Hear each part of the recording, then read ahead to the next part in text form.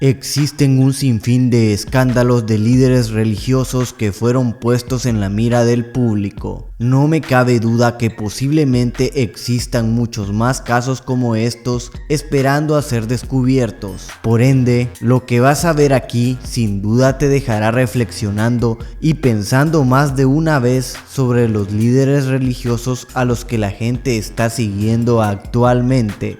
Desde pastores que protestan afuera de su propia iglesia, pasando por pastores obsesionados con aviones privados, hasta escándalos monumentales en la iglesia católica. Les da la bienvenida Betoed y hoy les traigo los 10 peores escándalos de líderes religiosos. Número 10. El pastor puertorriqueño Tommy Moya protagonizó uno de los escándalos más sonados en su momento, ya que renunció a su cargo en la iglesia que pastoreaba. Se supone que el pastor sostuvo relaciones con la esposa de uno de los líderes de su iglesia. La relación se mantuvo por cierto tiempo hasta que la esposa del pastor descubrió los emails en su computadora y se destapó el escándalo. El pastor tuvo que renunciar a su cargo y perder todo lo que había logrado actualmente en su ministerio.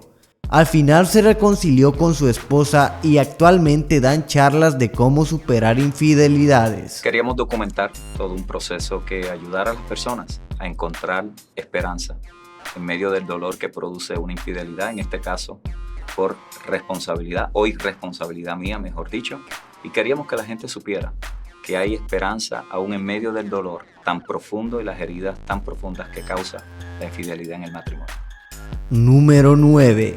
El ex sacerdote Krzysztof Kawrans, de origen polaco, sacerdote que fue expulsado de su servicio en la Iglesia Católica por dejar a un lado su voto de célibe y no precisamente por estar enamorado de una mujer, sino por aceptar que vivía con un hombre y declararse homosexual abiertamente, lo cual la Iglesia Católica no aceptó por ir en contra de sus principios y valores.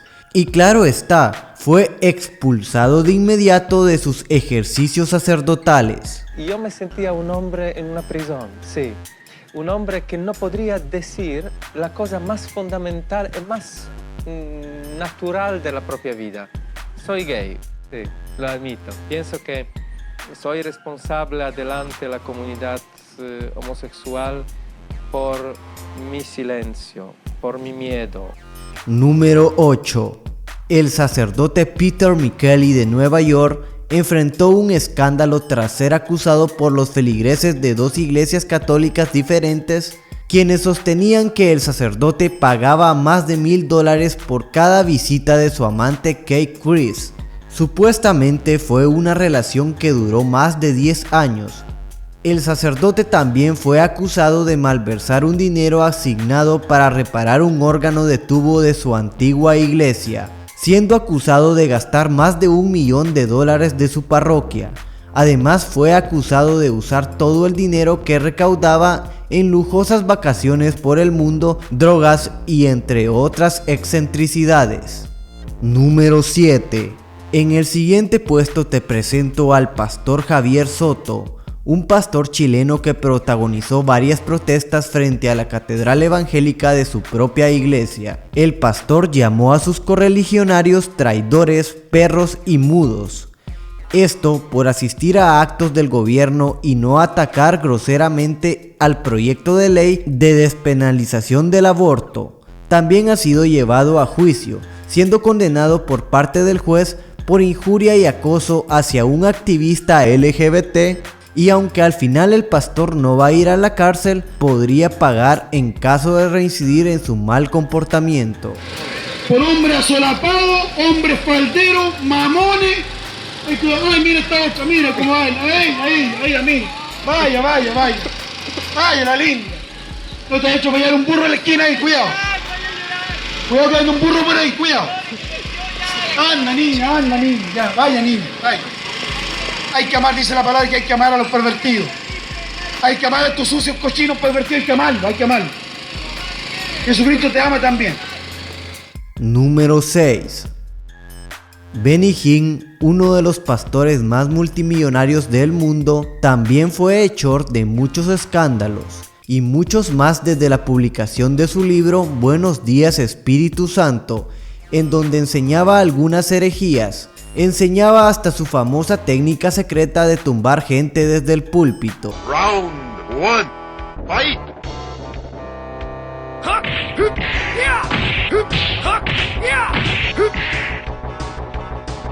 Hadouken!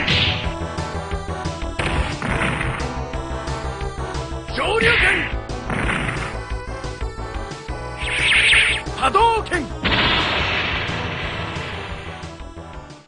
Pero el suceso que causó más revuelo fue el hecho de que su esposa le pidiera el divorcio porque éste escondía un romance secreto con una famosa predicadora, en donde la revista National Enquirer publicó fotos de ambos tomados de las manos saliendo de un motel en Roma. Aunque el pastor siempre negó un romance entre ellos, el divorcio siempre se llevó a cabo. Número 5. El pastor evangélico Cash Luna, uno de los más influyentes de Guatemala, a quien se le iniciará de oficio una investigación por posibles vínculos con el narcotráfico. Cash Luna, que cada fin de semana acoge a unos 200,000 feligreses en un inmenso templo ubicado en la capital guatemalteca, es líder de una de las famosas iglesias de la prosperidad, la cual lleva por nombre Casa de Dios. Supuestamente en el pasado, uno de sus feligreses recibió dinero de Marjorie Chacón, condenada a 12 años de prisión en Estados Unidos por narcotráfico. Esta mujer fue conocida como la Reina del Sur, quien supuestamente entregó importantes cantidades de dinero al pastor para la construcción de su templo, que costó unos 45 millones de dólares. Todo esto según revelaciones hechas por el piloto colombiano Jorge Mauricio Herrera, quien aseguró que además de transportar cocaína para un poderoso cártel de su país, trabajó como infiltrado de la DEA. A mí me enseñó un apóstol algo, me dijo: Cash, a la iglesia uno siempre lleva dos cosas: Biblia y chequera.